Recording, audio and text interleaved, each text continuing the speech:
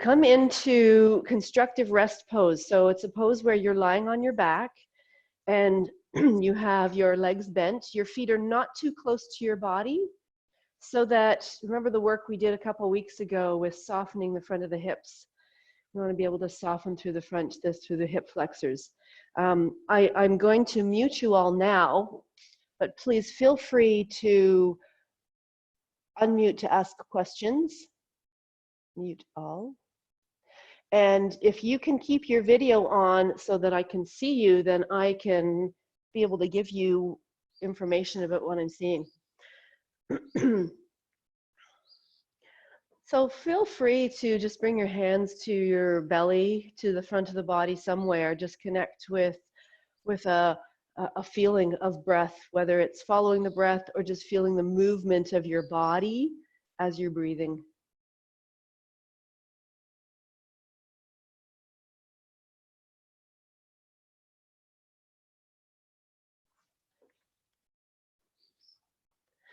And just notice whatever it is that you notice that's going on.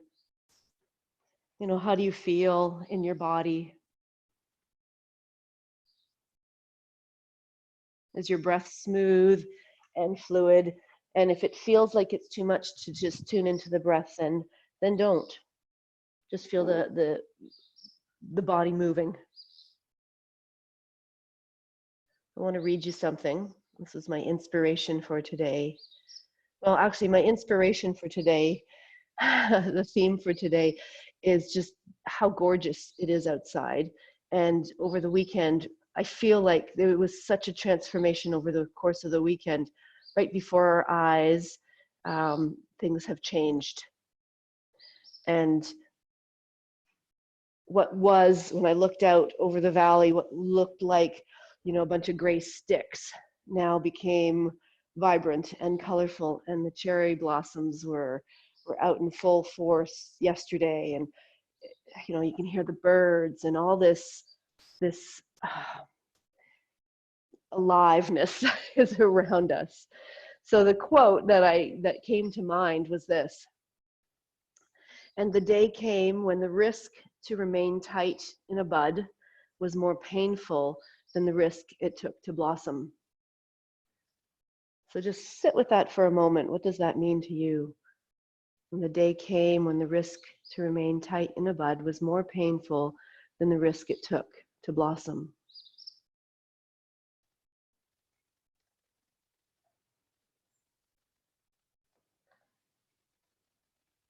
For me, this speaks to vulnerability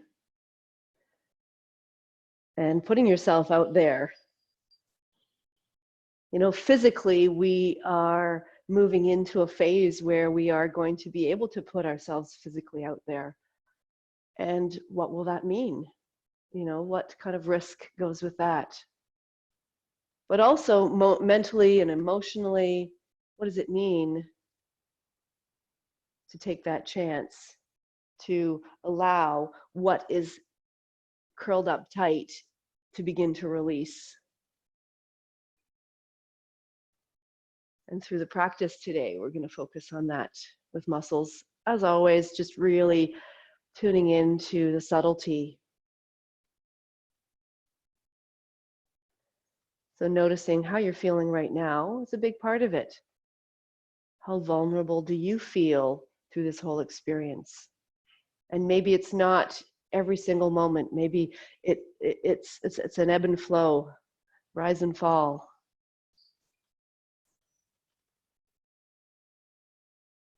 And I encourage you, while you're resting here, to just find some subtle movement. What does your body, some of you are doing this already, what does your body need right now?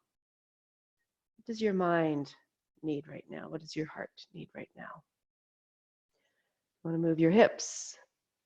Do you want to move your feet? Do you want to move your head? What's happening in your low back? Let this be a time to explore what is tight and holding on. You know, the nervous system is a really fantastic system that allows us to function as we do. But sometimes the mind overrules and we hold on to things because the nervous system believes the mind to be telling the truth. That's something we need to hold on to, whether it's physically in the body or mentally or emotionally. So if you take the time while you're moving, finding this movement, exploring movement, seeing how you're feeling today, set an intention if you feel comfortable with that idea, not just for the practice, but for the day, maybe for the week. It's Monday, so as we head into the week, are you able to be open to seeing how your body is protecting, how you're protecting? And it doesn't mean you have to just rip open your heart and share it with the world. Like what's the next step?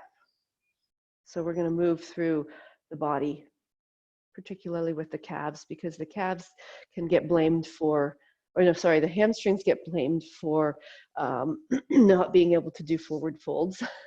Sometimes it's the calves and sometimes it's the feet, the muscles from the feet. So hopefully you've gained some information here as you've been rolling around and breathing. You have a question, Chris? No? You're muted. Of course I am. Sorry. Yeah, I lost connection. So what are we doing? Oh. Moving? Oh, yeah, just gentle movement. I'm going to get you to move in a second, though. Okay. Thanks. So still laying on your back, bring your left leg towards you. Maybe I should do it for those who aren't live. Left leg in towards you, and then slowly just start to walk. I know we have this pattern of movement where we do things quick. We know, the mind knows what we're doing, but I'd like you to just slowly walk your right foot out. So you're starting to move the muscles of the foot.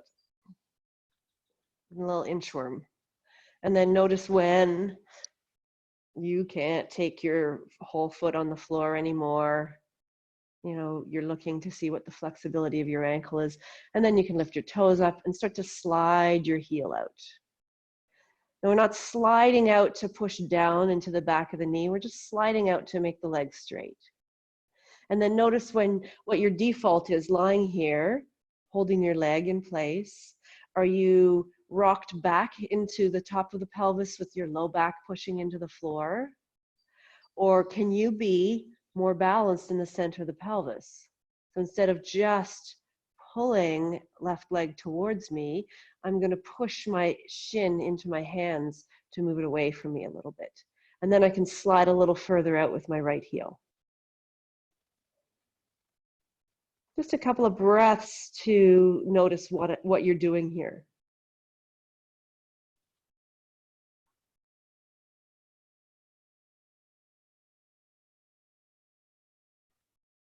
I like to close my eyes when I'm doing this to really help me tune in and notice differences from one side to the other. Okay, then slowly bring your right heel back in, so sliding it, and we're going to go slow. Engaging through the back line of the body, through the calf, through the hamstrings. Back, reversing our order of operations. Left foot comes back down.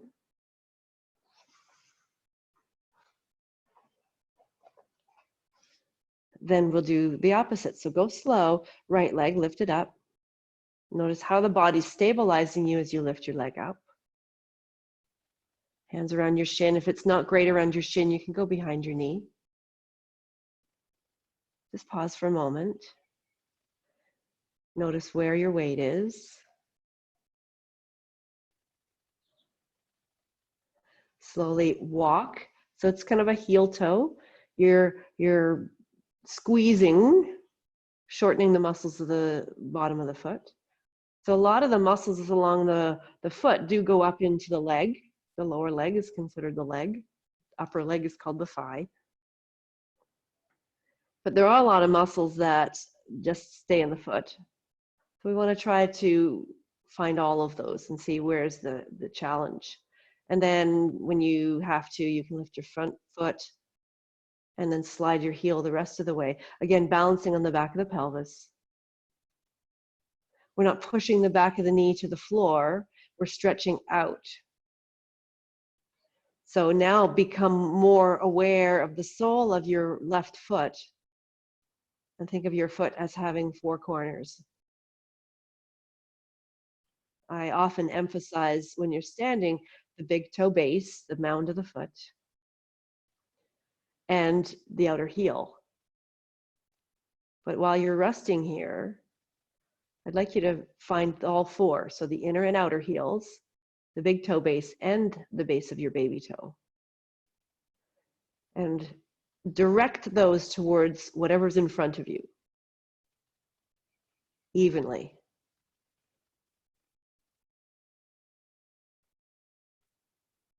So not a ton of effort. We want to go in our own time. There's nothing in nature that rushes. As we could see, it took forever for the buds to come out. At least up here it did. They have an instinct. We have an instinct if we listen to it. So now slowly start to bend your left knee and draw your left heel back in towards you. Using the back of the leg, a little bit of resistance, that little bit of a drag along the mat, and then both feet down. Adjust the back of the pelvis so you're centered. Have that awareness as you lift both legs up again, either underneath your knees, hands go underneath your knees or around your shins. So I'm not rocking into my back yet. I'm staying more neutral. And I want to just rock here from side to side on either side of the sacrum, which is the bone in the center of the pelvis.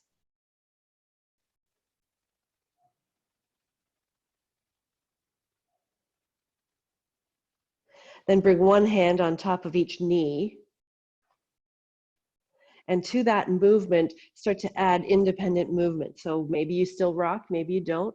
Maybe you start to circle your legs away from each other or towards each other. So tune in to, can you keep your hip muscles soft and let your arms do the work of turning the legs? That might require you to close your eyes.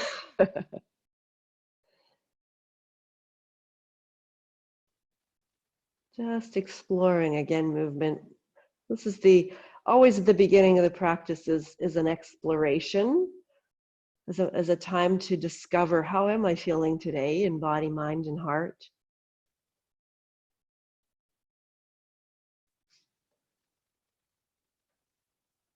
But also to bring blood flow to muscles, oiling the joints. Keep changing directions just for another few moments.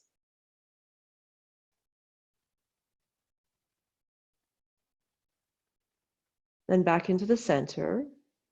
Take yourself there gradually. Hold on to the left again, stretch the right out. We'll do this a little bit faster so we can warm up the 4 corners of the body now. So we stretch out, then release your left leg down beside your right and stretch your arms overhead to the degree, to the alignment that works for you. So that's inhaling. Be here for a couple of breaths. Maybe circle your ankles, circle your feet, roll your head.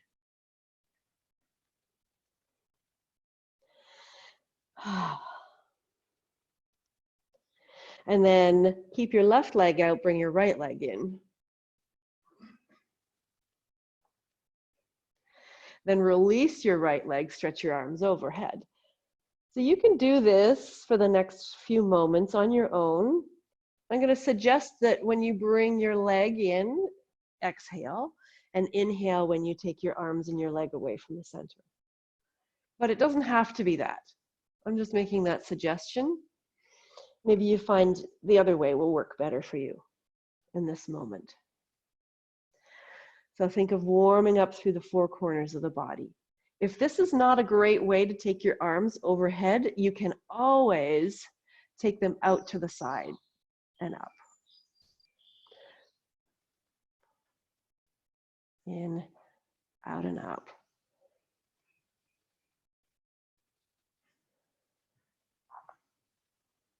And the shoulders, moving the shoulders means moving the scapula, the shoulder blade.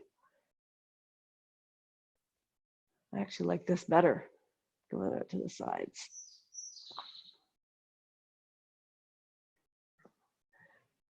Okay, one more on each side.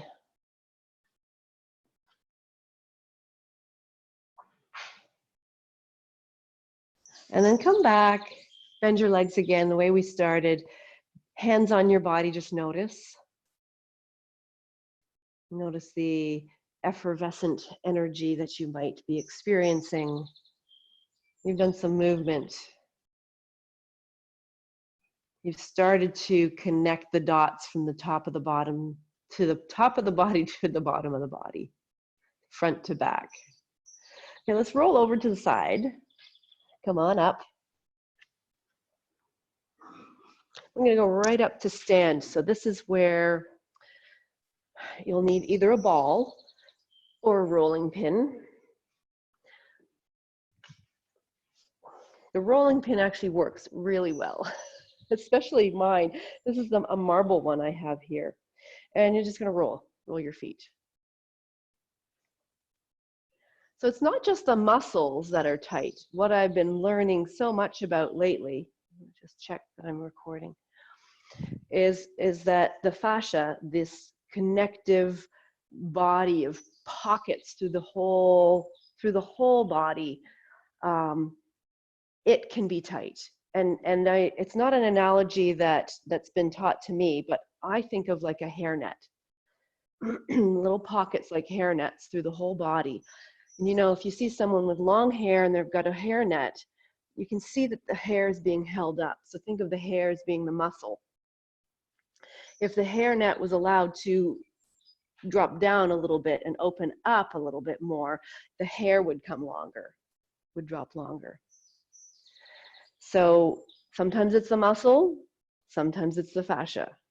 So we don't really know. So better to work through from the surface into the deeper muscle and maybe move through some of the fascial connections. So we have, in many places in the body, we have layers and layers of fascia. So just underneath the skin, there's a layer of fascia. It's kind of like the backing of a carpet. So as you're rolling your first foot, go really gentle. Just start to find that layer that's just underneath the skin. It might feel like, you know, we're so used to having intense. If I'm not really pushing and leaning on it, then I'm not doing anything. But I've come to realize there are layers and levels to experience. Go right back to your heel. With the inner foot, outer foot. And notice how you're standing on your other leg. Look down at your foot and see, is your foot turned out? Is your knee facing in the same direction as the center of your foot? Is your medial arch on your left foot dropping towards the floor? Now, can you find those four corners of the standing foot and really be strong so that the arches are strong? So gradually begin to add a little bit more pressure, not the most intense.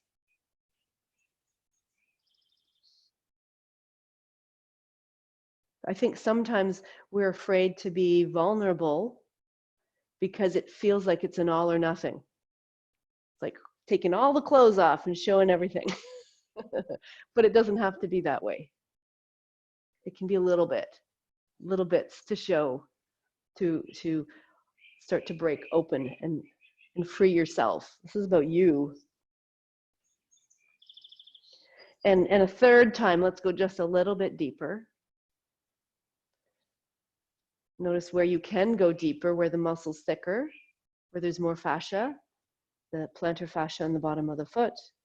Where is it sensitive? We don't necessarily want to go right where it's sensitive. I want to explore even through the toes. Your toes can wrap around the edge.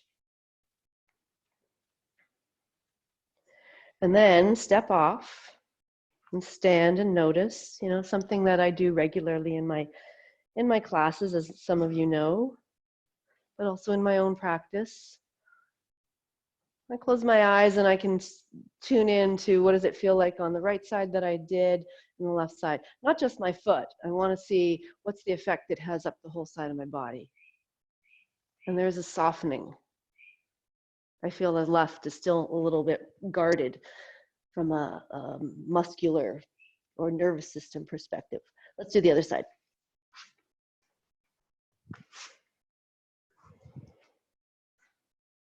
So finding that first layer, stand on your right foot so that you can have lots of awareness for that being your foundation. You're basically balancing.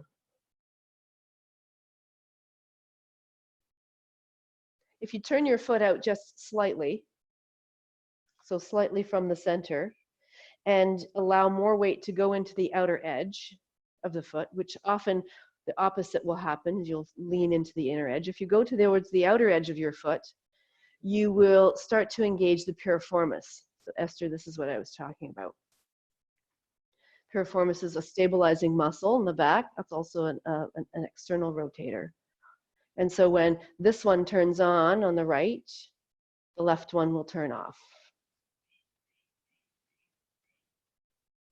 They work as a pair.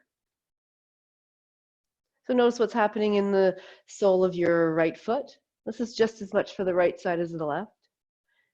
Let's go to the little bit deeper level. Is it possible to find something that's just slightly different than what you were just doing? And where can you go? Where do you, the next layer, I feel I'm moving right into the bone. And there's a layer of fascia around the bone. And that is if you, bump your elbow or, your funny bone, or you bump your shin into something, that pain comes from that fascia that's wrapped around the bones. Think of everything having a coating, a layer. If you took everything out of the body and just left the fascia, you'd see the shape of everything.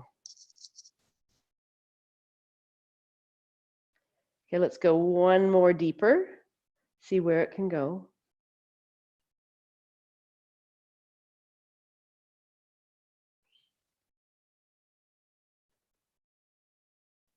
So moving in slowly.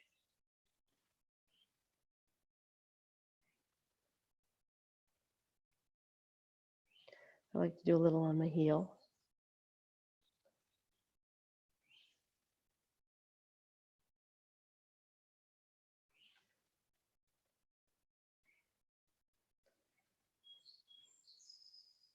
If you did nothing else today, this would probably be a really wonderful gift you give yourself. Open up through the toes.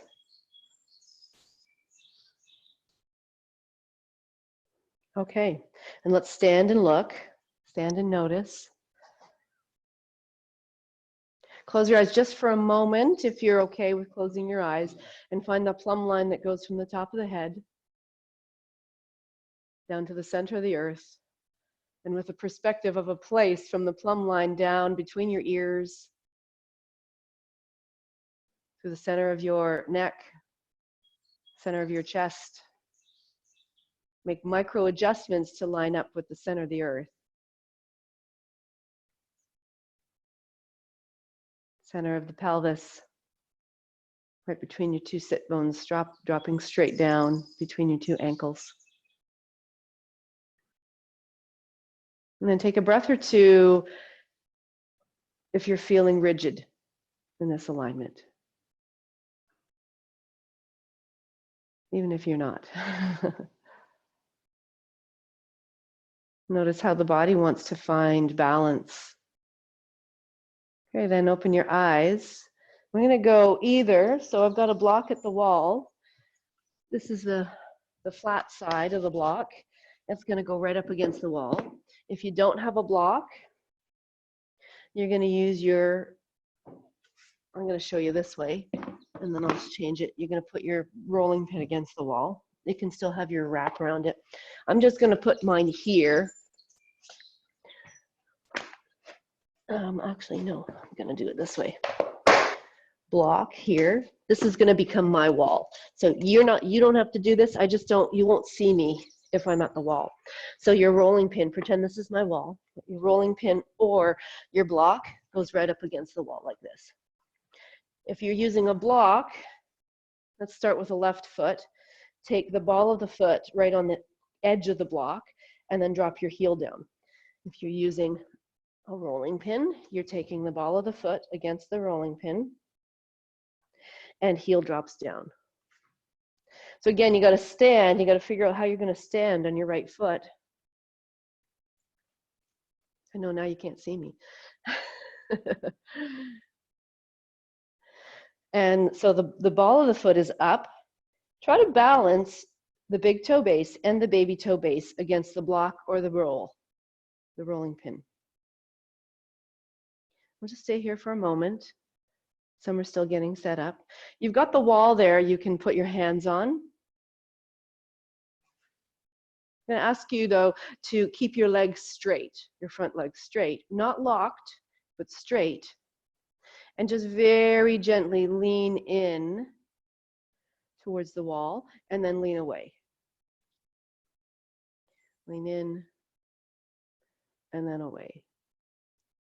So think of it the same way that we did the 3 layers, if we were looking at the feet in terms of 3 layers.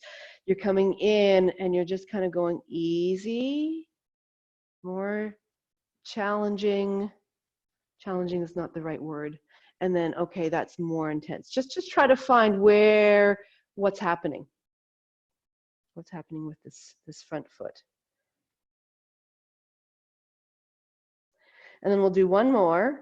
Lean in, and you're going to hold here. As you hold here, I'd like you to now find the inner and outer edges of your heel. And try to be mindful about pressing evenly into the inner and outer edges of your heel, as well as the big toe mound and the baby toe mound. So to put a little more weight into the inner heel, it has a direct line to part of the big calf muscle and the medial side. The gastrocnemius is the name of the muscle, and it has 2 heads, and the inner heel goes right to the head on the inside. So you can lean forward, see where you need to be, where you can hold this, where it doesn't feel rigid. It doesn't feel like your body is going into protection and tightening back up again. You know, we were commenting that we had snow 2 weeks ago. No wonder the buds didn't want to come out. They were afraid. Me, Beth, is the back heel coming up? It can absolutely come up. Yep.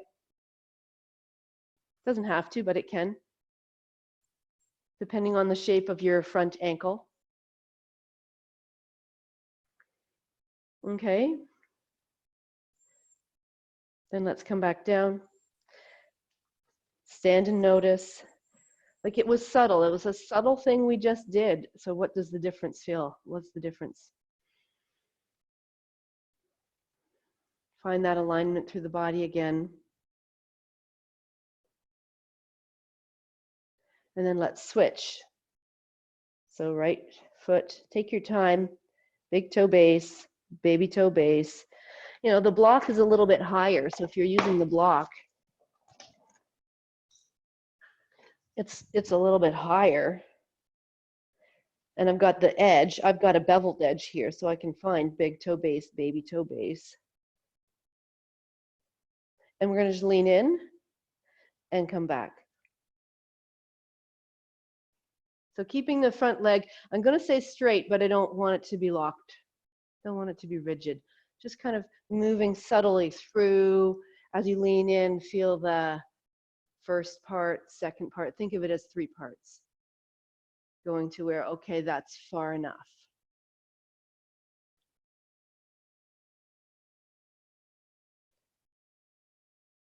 A lot of the muscles start in the sole of the foot, come up along the sides and the front and back of the leg,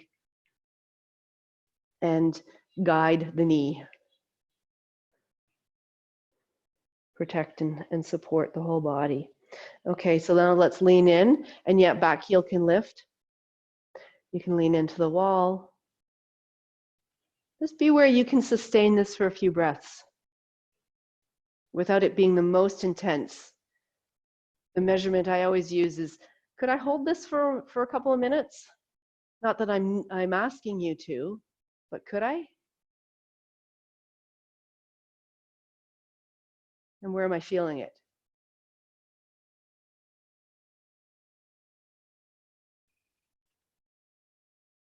Okay. Let's come back down. Notice. You can stay near the wall. We're going to come back to this in a second. Notice what it feels like left and right. Is your weight more centered than it was before? A lot of us have this tendency of leaning more forward. Hips are more forward of the knees. So, we're in this constant state. The muscles of the back body are constantly trying to pull us back upright. So they're overworked. So stand with your feet where they serve you. So when you bend your knees go over the center of your ankle and towards the base of your second and third toe. That just means you're aligning your knees, and when you use your quadriceps, you're going to use all 4 quadriceps. The ones on the outside, inside, and the 2 layers in the middle. So here we go. Press down into your toes, trying to get them to spread. Start to lean forward and let your heels get a little bit light. And then just hover your heels off the floor. So here we're leaning forward. We're asking the muscles of the back of the body to work. And then come back and lay your heels back down. And then lean forward. Lift your heels a little bit higher. So you go straight up. And then come back down. Slow motion heel lifts. Press down into the balls of the feet. See if you can, as you start to lift your heels a little bit higher each time, try to lessen how much you are leaning forward. Think of it more as elevator going up. Elevator coming back down. So when you come back down, your heels just kiss the floor. Up. And down. A lot of other muscles are starting to get involved. Notice if you're feeling more fatigue on one side more than the other. Nope. Dean's saying, I don't think you've ever done this before. He must be feeling it.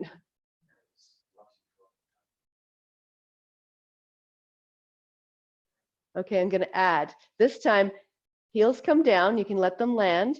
And then come into Utkatasana. Knees tracking forward. This is why it's important to have your knees facing in the center, towards the center of the ankle, and then back up again. So there might be a tendency, come back up. We're just adding that in. There might be a tendency for, as you start to come down, your knees drop in towards each other. So really pay attention to the points of your feet. I'm going to say all 4 corners of the feet touch the ground.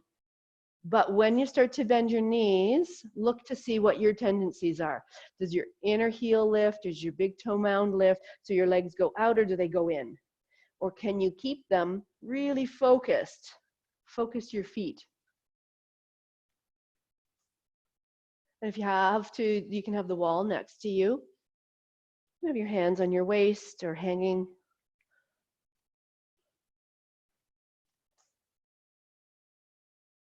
You can hear my toes cracking. Slow. I don't want to go too extreme. And I'm going to add one more thing.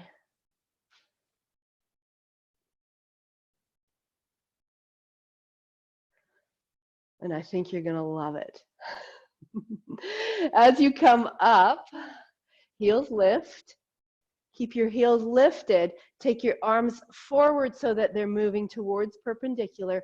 And now do your Utkatasana. If you start to have a sensation of pain in your knees, heels come back down, then go to where you don't have pain. So heels lift up, arms come forward, hips go down. Still tracking, even though the heels aren't on the floor, have that same sense of awareness. Yeah, so don't go down quite so far if you're feeling it. Heels lift up. Just combining things. We're going slow.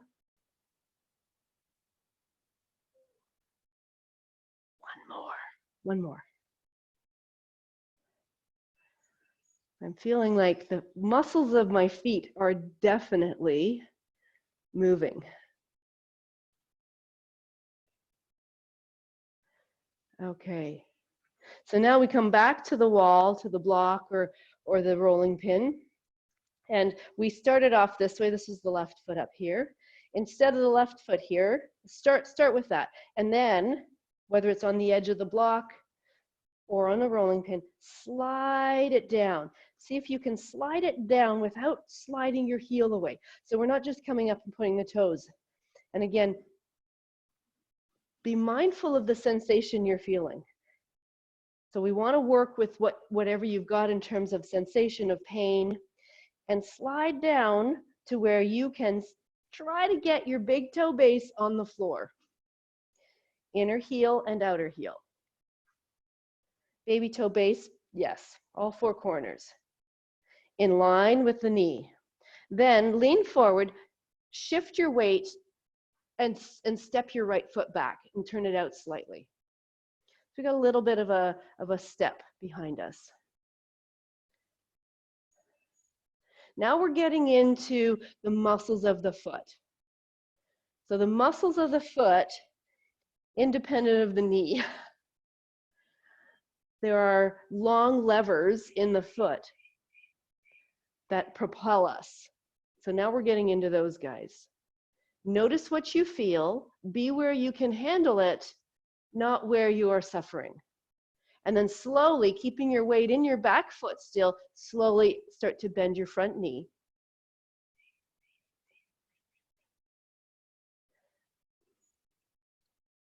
You can absolutely have your hands on the wall, and you can absolutely lean into the wall. Check the alignment of your knee. You might be feeling a stretch in the back calf. It's okay. Just notice. Notice what is holding on and what is ready to start to slide, because that's what fascia needs to do, is slide. What level is it happening on? Closer to the surface or deeper? Oh, the birds sound so beautiful.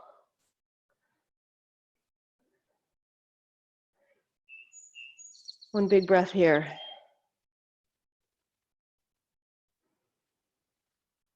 Then slowly make your way out, straightening both legs, stepping off the block, and then standing. Questions, comments? We okay? Walk around a little bit, just in your own little area.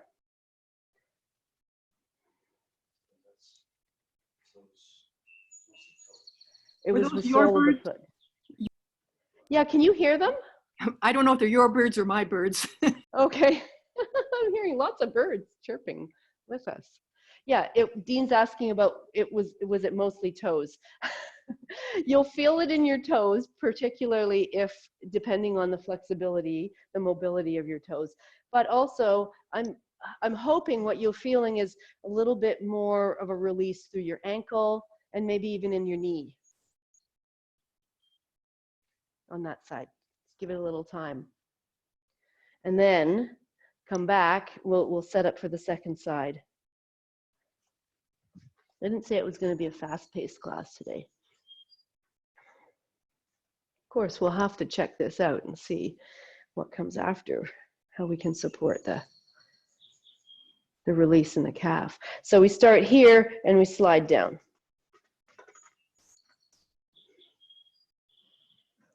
Maybe one side's different, maybe you don't have the same kind of mobility, maybe your foot has to be further away. Wherever it works for you to feel at first, that first layer, that first feeling of this, more the surface. Big toe base, baby toe base, but definitely the heel is solid. Inner and outer heel. And when I'm talking about the heel, I'm talking about way at the back of the heel. Like almost like a U shape at the back of the heel. And then look at your front foot and go, wow, I have great arches. Because by rooting the baby toe base and the big toe base, you get a lift through the center between those two, which is called the transverse arch. Then by rooting from the baby toe to the heel, I get the lift through the outer arch, the lateral arch. And then by rooting from the big toe base to the inner heel, I get the medial arch lifting. Then you can slowly walk your left foot back and then move your front knee bent. You can lean into the wall. Root back into the back foot. You're going to get your stretch back there too. If you need to, you can elevate your back heel if it's too intense. I want to focus on what's going on the front leg, but the back leg still has something happening too. So we're leaning in. Try rooting down a little more strongly into the inner heel, your inner heel on your right foot. So it goes right into the inner side of the calf. I do this because I'm pretending I have a wall.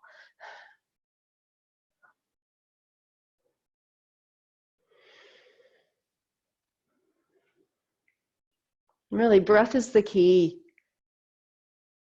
If you allow your breath to find a rhythm that is not rushed, it has this beautiful pace to it, your nervous system will respond. And if you're not pushing into the most intensity, your nervous system will respond. When we get into that deepest level, that the nervous system goes on alert. I don't want to release. And I find emotionally, we do that as well.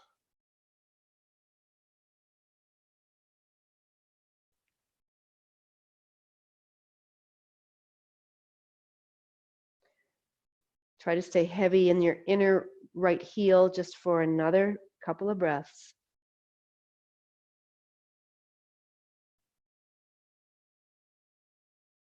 Like I'm pressing down, engaging a little bit more through my gluteus muscles and piriformis on the right side. Okay, Dean's done, so good, good time to come out slowly. And then first check and see. It's like ponytail hair. If you take out a ponytail and you feel that in your hair, you kind of feel that in your foot to start. And then start to walk around and notice what you notice.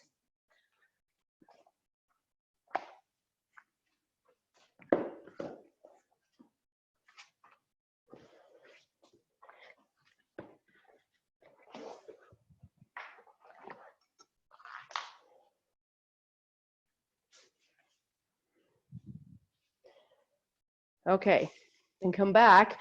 Take your blanket or whatever you have, whether it's a beach towel or a blanket. We're going to roll it up and roll it up to the degree that you're able to do pretty much what we just did. So I'm not going to roll this up the whole way. And I bring the balls of my feet here. If you, we're going into a forward bend. So you might also want to have your blocks set up here. If you don't have blocks, you're going to set your chair up here. Something to fold forward to touch. And you can go pretty wide here. Give yourself some space. The balls of the feet on the blanket. And I'm going to invite you, it's going to feel a little bit weird. I'm going to invite you to widen your heels a little bit more than your toes. Yeah. Okay, what do you feel? Feel it in your calves. Dean's feeling it in his calves. More along the outer side, inner side. Okay, so then you got to look to see, as you bend your knees, line them up so that they're going in the same direction as the center of the ankle. So they're going to turn in a little bit. And then come forward to whatever you have for your support, whether it's the chair or blocks. And then be where you can re-straighten your legs. So have enough height, in other words, have enough height so that you can maintain length in the spine. And length in the spine, you'll know because you're long from the pubic bones up to the collarbones and wide across your collarbones. So be where you are feeling it from your heels through your calves, maybe hamstrings. Yeah. So this is Ardha Uttanasana. Legs are straight. So go as high as you need. So Christopher, try maybe even turning the chair around so you can straighten your legs. Yeah. Abdominals engaged? Yes. I mean, they're going to turn on just because you're leaning forward, but you're mostly leaning onto the chair or the blocks. So I would say blocks. Yeah, I mean, they're always going to be turning on. I don't necessarily think you have to think so much about it unless you're really flexible in your lumbar. Because if you turn them on too much, and if you're saying abdominals, you mean core muscles. If you're already more rounded, more flexed in your lumbar, then it's not really going to serve and protect. So I'm going to say whatever your body needs to be neutral. Neutral means the pelvis tips forward 90 degrees. So we could put a glass of something on the back of your pelvis.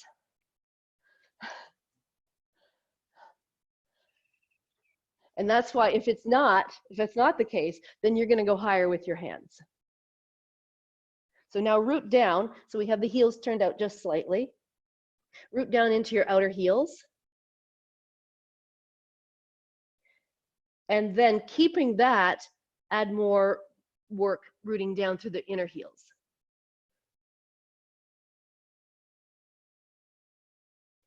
Does that make sense? You know, for me, I'm pretty flexible in my lumbar, so I do need to be aware of what I'm doing with my rib cage.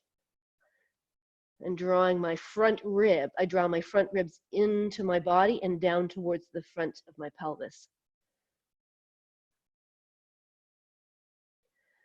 Long spine, back of the head is long, back of the neck is long. Notice if one leg is releasing and the other is not. Let's stay away from pain or pressure the backs of the knees. So if that's happening, go higher. You know, it just takes a while. It takes a while for things to shift. It's a great study. Can I be in a pose that I'm seemingly doing not much and still be attentive and aware? Keith, it's hard to see, but it looks like you might be reaching too far down to the ground. Can you come higher? I want to see your upper back a little bit more neutral. Yeah, so we're working towards straight legs here, guys. Straight legs. Okay, couple more breaths. It's hard to feel. Are my legs straight? Like if I can't do straight legs there, I'm going to go higher where I can do straight legs. Then to come out, if you're down, bend your knees. You can turn your heels back to face the same direction as your toes. Bring your hands to your thighs and lift up. Let's move the chair out of the way, blocks out of the way. Just put the blocks on either side. And walk around for a bit. And then make your way back into your mat. Let's come down onto hands and knees and set up your hands for downward dog. I was last night, as I was falling asleep, planning 5 days of 5 things to do in downward dog. What? You got to turn it off sometimes. So find the 4 corners of your hands here. Primarily, let's go all of them. Index finger base, so that's right here. Baby finger base. Outer heel of the hand, and then the inner heel of the hand, as well as your thumb pad. There is a tendency to shift into the outer heel. Look to see if that's your tendency, and try to balance it. For me, that means putting a little bit more weight in the index finger, not just in the base, but the whole finger and the whole thumb. I want to create the same awareness I have in my feet, the arches of my feet, in the arches of my hands. So now press down into your fingerprints, like you're holding on to the ground. Pull your hands isometrically towards each other, like you're trying to slide them in. Broaden through your collarbones. Tuck your toes under. There should be used to this by now. Push down and forward with your hands until you start to feel a toning in your low belly. So here's the core, Esther. Tone in the low belly. Feel that reciprocal action. As I push down and forward with my hands, my belly draws back and up. Then hover your knees. Start to push a little bit more in your hands and move around your shoulders. So I'm pivoting around my shoulders, I'm pivoting around my hips. Knees are bent. Let's come into this with bent knees. This is downward dog. You can always be doing downward dog on a chair, Richard. I think it might be a good choice for you. Notice if your weight shifted in your hands. We're keeping knees bent because we want to keep the weight pushing back. Take a couple of breaths here, really paying attention to what's happening with your hands. In this position, we can lengthen the whole sidelines of the body. From outer wrist to the arm, the armpits, back to the chest, waist to hips.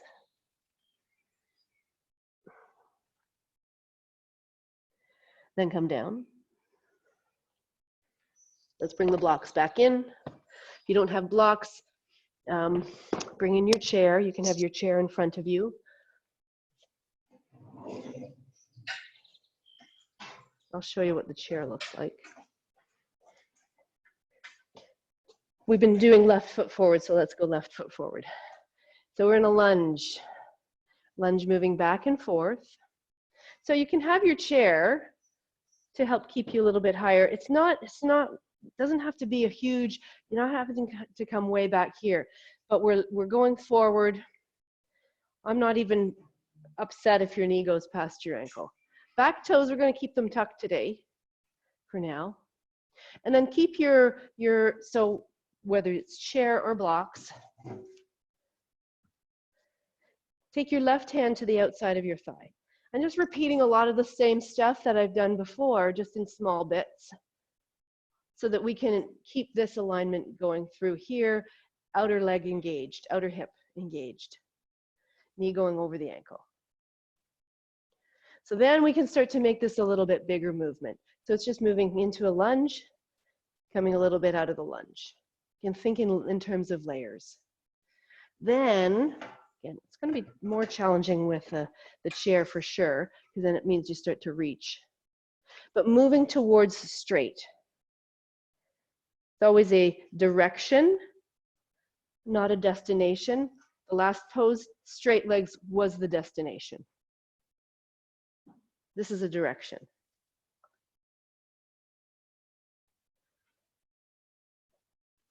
So we did the work to start releasing through the back of the body. Lengthen like you're doing through the spine, like you're doing downward dog, like you're in your Uttanasana, Ardha Uttanasana, half forward fold. Remember the hand on the outside. guide this leg so it stays in this alignment.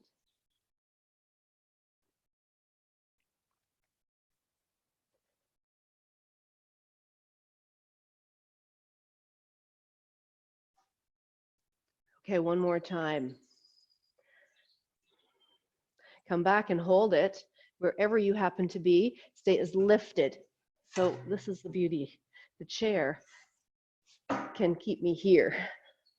Even got this bar here on my chair I can put my foot up against. Spine is lifted from the pelvis, tipping inward and lifting up towards the crown of the head.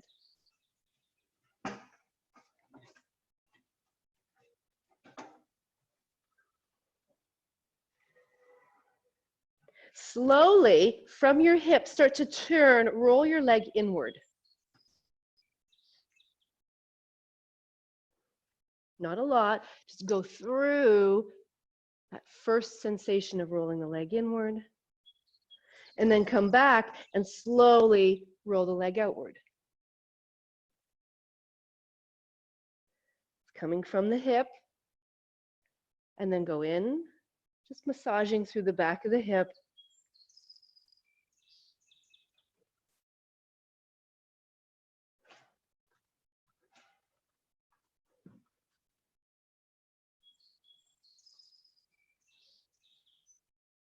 Okay, then let's change sides.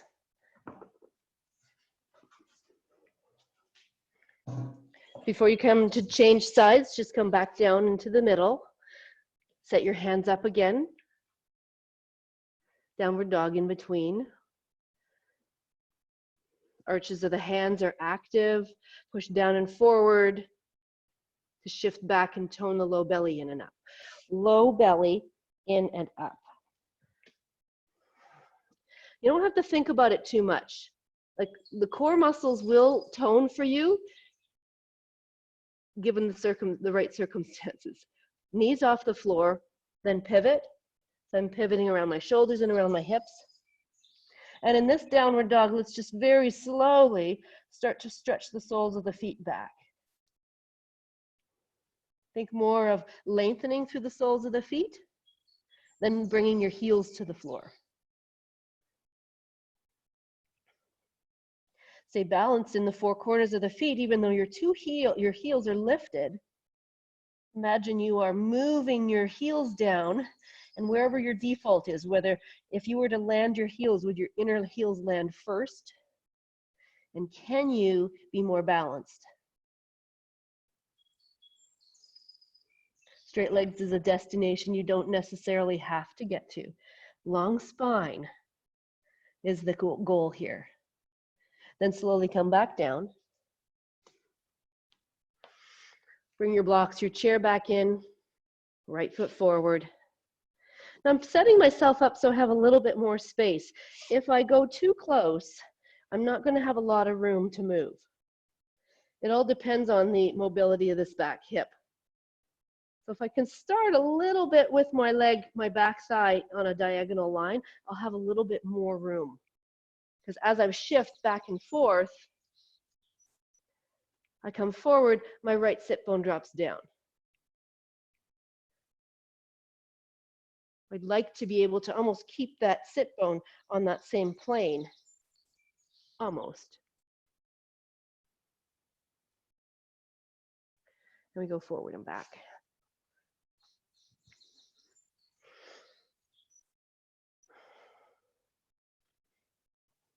Yeah. Bring your right hand to the outside of your right leg. And it's really just a guide. You don't have to keep it there, but it's to guide your knee going forward. So we did this whole thing on the hip flexors. Not letting the hip flexors always take over. They need to work in this way, but we can also start recruiting the muscles on the outer hip for stability.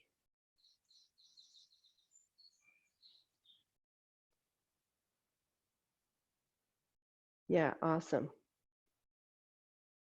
So as your hand is on, if you're putting your hand on the outside, actually push your hand into your thigh and push your thigh back into your hand. Create resistance, create an opposing force.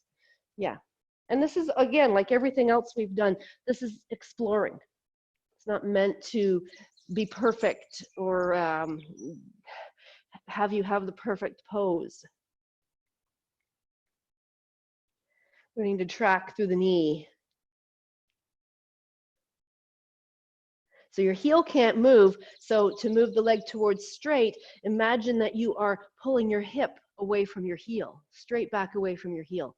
So your leg grows longer in that space. The thigh bone goes deeper into the hip socket. Notice if your foot starts to turn when you come towards straight, you know, we still want to keep the four corners of the front foot facing forward. Let's come back and we'll hold. So wherever you need to be,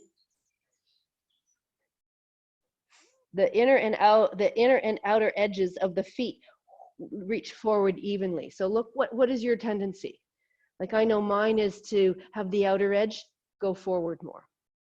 So if I can lengthen, if I can press forward through the base of my big toe, I can get more of a lengthening that happens through the inner thigh, inner leg. Doesn't have to be straight. Spine is lifted, and breath.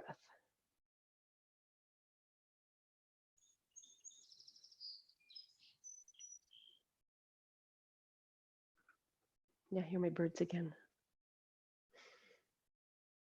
Almost there.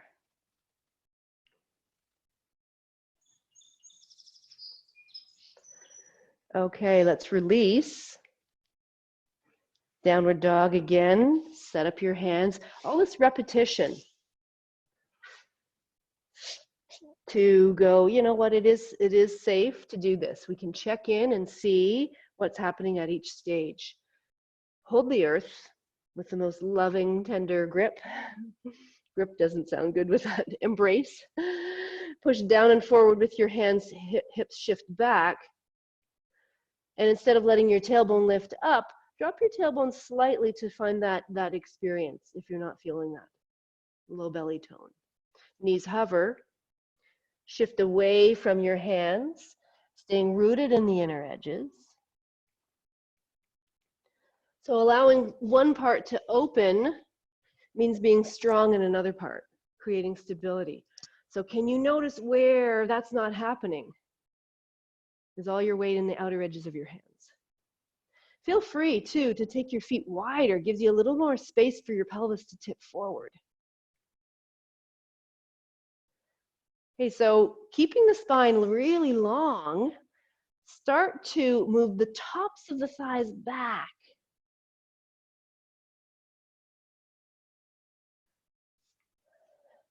Okay, I'm gonna say it in a slightly different way. So go back to where you started with your knees quite bent. Pushing from your hands, getting your body to move towards your thighs. Okay, keep that.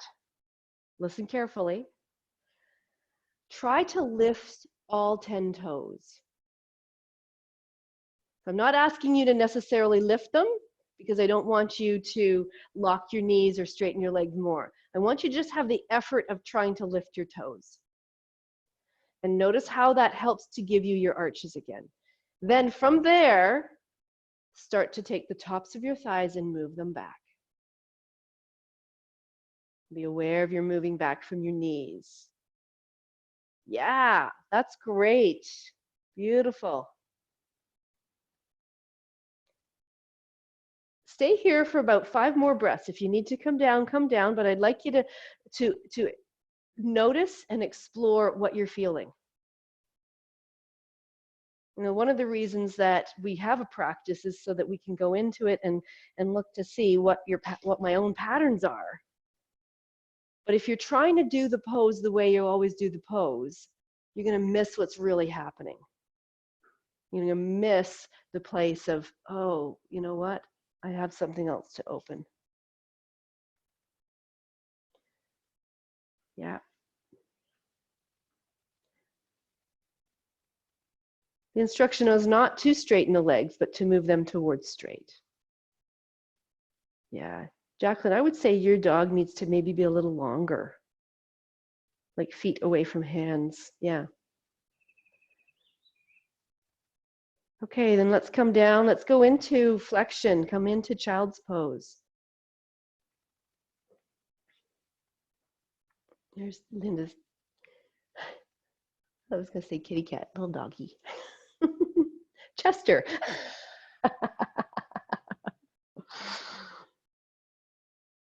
Your Chester. So the back line of the body can release. Tops of the feet can be on the floor. We've done all this work the opposite way. So point your toes back. See if you can make your feet active.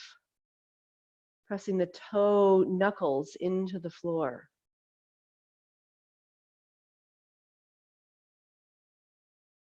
So it wasn't a lot of poses today. You know, it tends to be a little bit more on the side of watch, pay attention, slowly open, slowly unfold, unfurl, and really pay attention to how you feel for the rest of the day. I've moved so far away from always doing big things, moving into poses quickly, like easing in.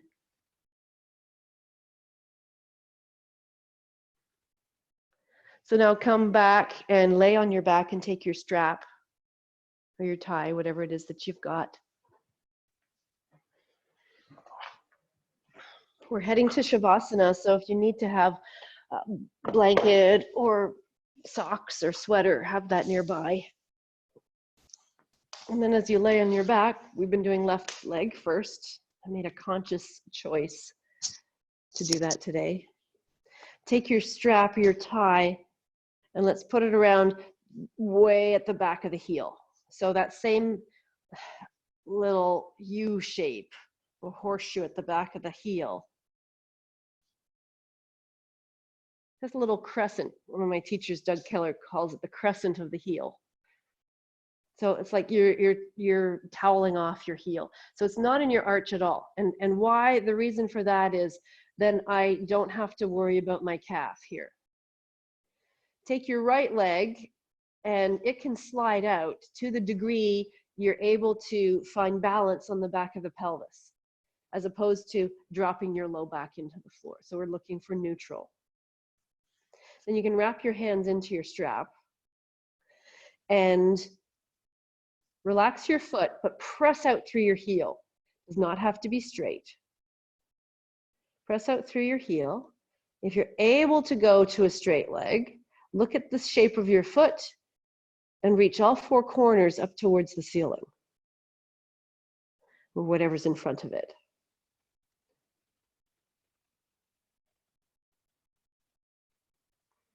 A little bit of rooting action, drawing down through the heel, through the bones of the leg towards the hip socket without feeling like you're weighted more on the left side, balancing the pelvis left and right.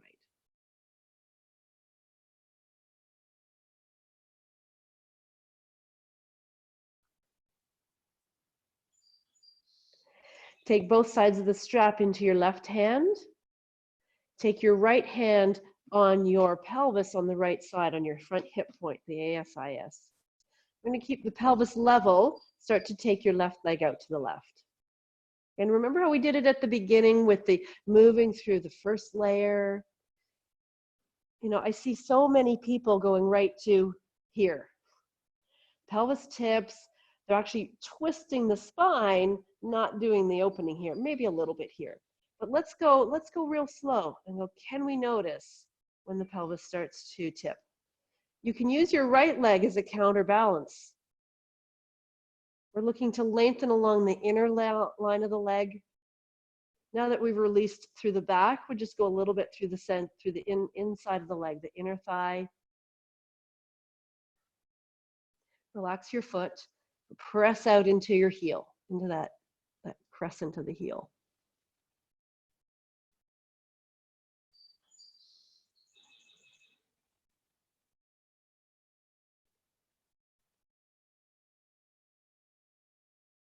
Lengthen from the inner groins out to the inner heel.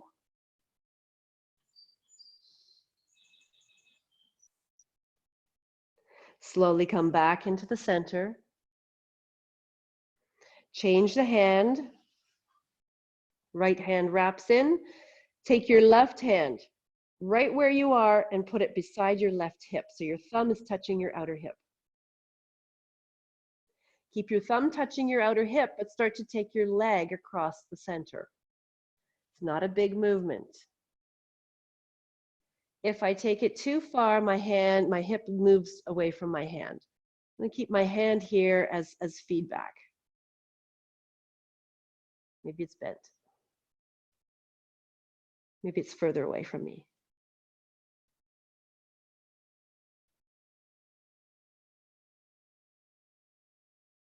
Not a big movement. Probably not a big movement. This is called adduction.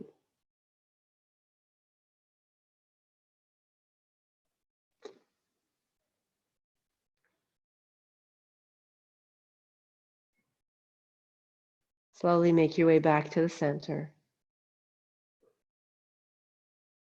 Take the tie off, straighten your leg, lower it down.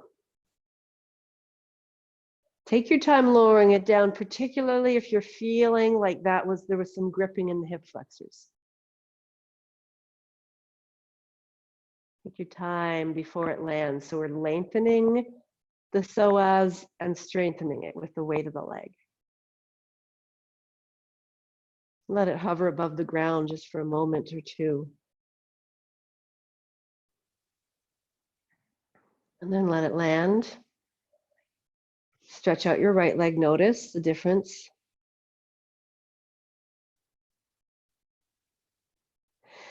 Let your left leg roll out. So it's just an external rotation. And then slide your heel towards your sit bone with your knee out to the side. Take your left hand to the outside of your knee. Lift it up. Keep it there. Now put the strap around the back of the right heel. You could do all that all over again. Right back at the back of the heel. Wherever you need to be. So there's a couple ways you can have your leg quite bent and more centered over your body, or it can be further away and more towards straight. Where are you going to thrive the most? Where are you going to have the most optimal opening? Because I don't want to say the biggest, because the biggest is not always the best. What's optimal for you? What degree of opening? There have been years where we got whacked with snow and the leaves were starting to come out already and trees died. It was too much. They were too far open. They really put themselves in a vulnerable position. Pelvis is balanced. Low back is not pressing into the floor. You can adjust where your left leg is to help.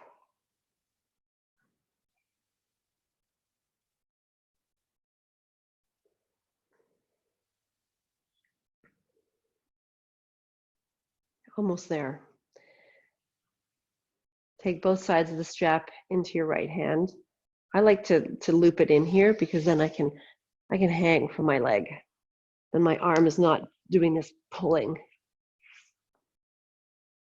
Wherever it happens to be for you. And you start to take your left leg or your right leg out to the right. Pay attention to the feeling, the sensation in your buttocks. Is your right buttocks getting heavier? We want to do this movement, this thigh bone movement, abduction it's called, independent of the pelvis moving. You might need your left leg to drop open to the left a little bit more to help get balance. Go slowly through the layers of resistance, pausing.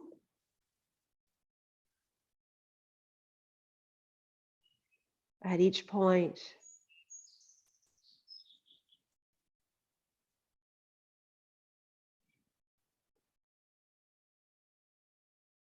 Imagine the fascia, it slides the muscles, or it slides against each other. So every single pocket of fascia slides against every other pocket of fascia, if we give it the chance to.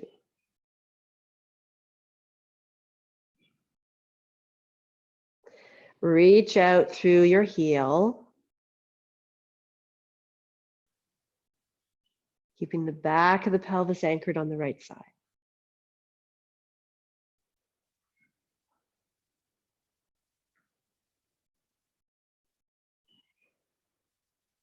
And slowly make your way back up. Take your time, because those muscles that you were lengthening, now you're asking them to engage. That's why I keep the strap here. Then change hands. Bring your right hand to your outer hip. So you're still balanced in the back of the pelvis. Pelvis stays level. Right leg moves towards the left. It's a smaller movement.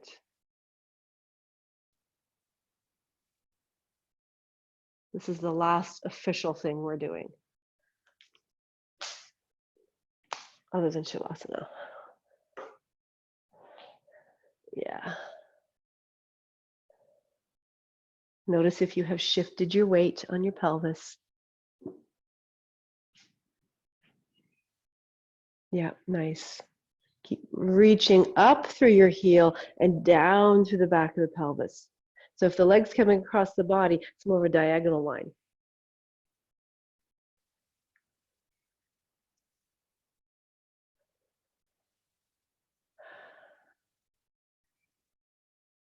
Yeah, nicely done, everybody.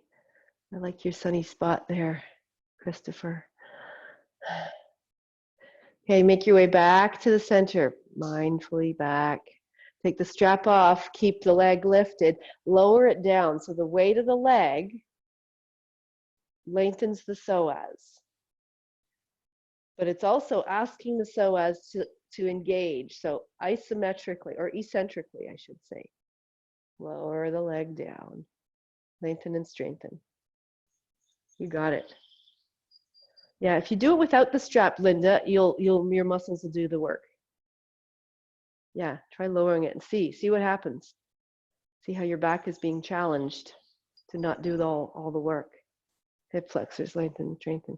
And then once you're down, see, is there something else you want to do before Shavasana? If there's something else you need to release, maybe hug your legs to your body, maybe a rotation, you know, take 30 seconds to a minute.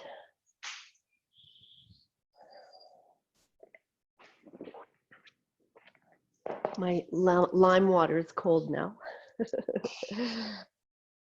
And then get yourself set up for whatever it is that you need for comfort.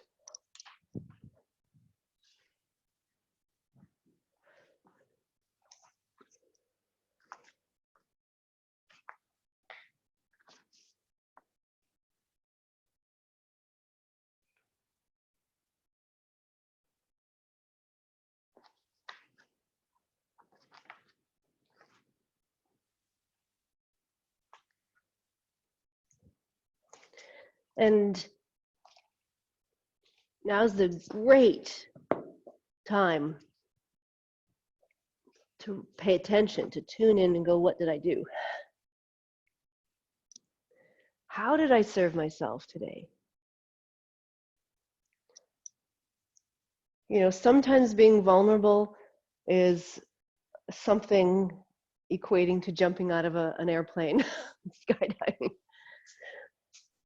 But sometimes it's doing less than you think you need to do.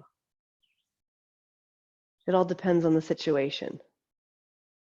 Sometimes it means paying attention and learning something about yourself that you didn't know. That when you find out, kind of go, I'm not that way. Then you find out, well, maybe I am.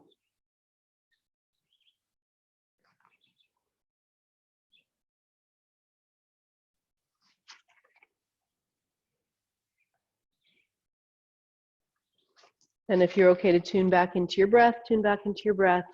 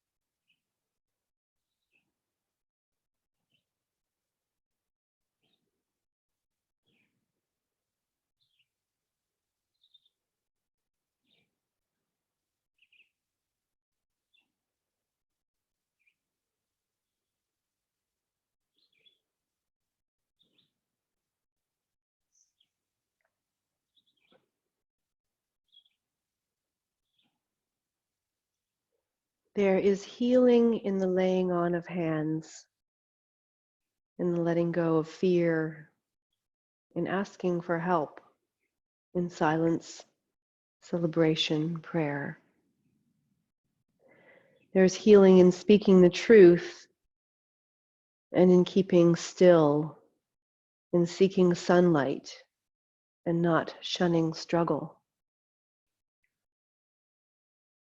Laughter and the affirmation of wholeness hold their own healing. When the soul dances, when the day begins in delight, when love grows and cannot be contained, when life flows from moment to moment, healing happens in the space between thoughts. So I invite you now to take a breath in, pause in between breaths, to notice and then exhale.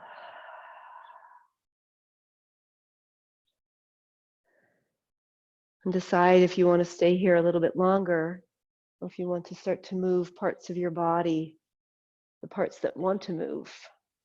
Change the breath how it wants to change. And begin to make your way over to your side. Stay if you want to. You're in your own home. There's no reason you cannot finish the practice here for another 10 minutes.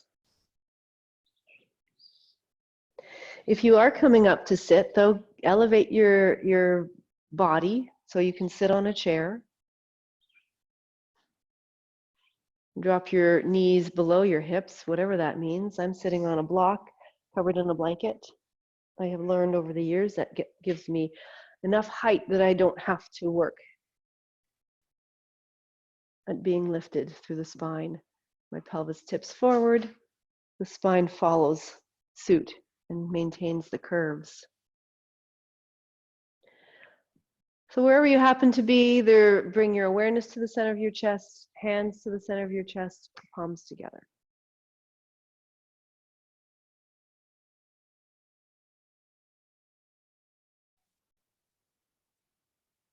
Healing is a birthright and a grace. When we dare to open to the unknown, when we extend ourselves in caring, when we welcome in the vast expanse of life, healing comes from the heart and blossoms from the inside out. May you all blossom today. Thanks for coming. Namaste.